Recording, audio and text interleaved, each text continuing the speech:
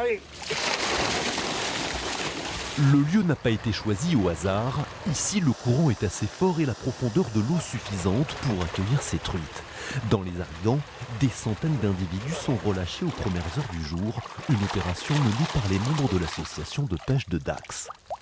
La truite naturelle, elle se met dans un courant, derrière une pierre comme ça pour manger tout ce qui descend porté par le courant. Les truites de pisciculture, je pense qu'elles vont se mettre dans des endroits un tout petit peu plus calmes, mais toujours dans le courant aussi, puisqu'en pisciculture, il y a toujours du courant dans les vagues. Entre Pouillon et Mainbaste, 300 kilos de truites élevées en pisciculture ont ainsi été relâchés ce matin. Depuis 15 jours, la Fédération départementale de pêche organise une campagne de réempoisonnement des cours d'eau dans les Landes, pour une raison bien précise. Naturellement, on n'est pas sur un département qui présente des possibilités de reproduction importantes pour les truites fario.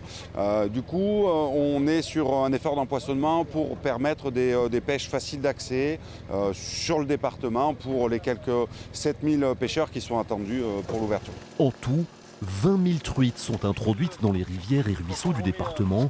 Une bonne nouvelle pour les amateurs de pêche de plus en plus nombreux dans les Landes depuis 2 ans. On a eu beaucoup d'augmentation de permis de pêche. Les gens ont pu la possibilité, en sortie du confinement, d'aller à la pêche. Il y a beaucoup plus de permis et beaucoup plus de pratiquants en Bordeaux. Des pratiquants impatients de s'adonner à leur loisir, l'ouverture de la pêche à la truite est prévue samedi.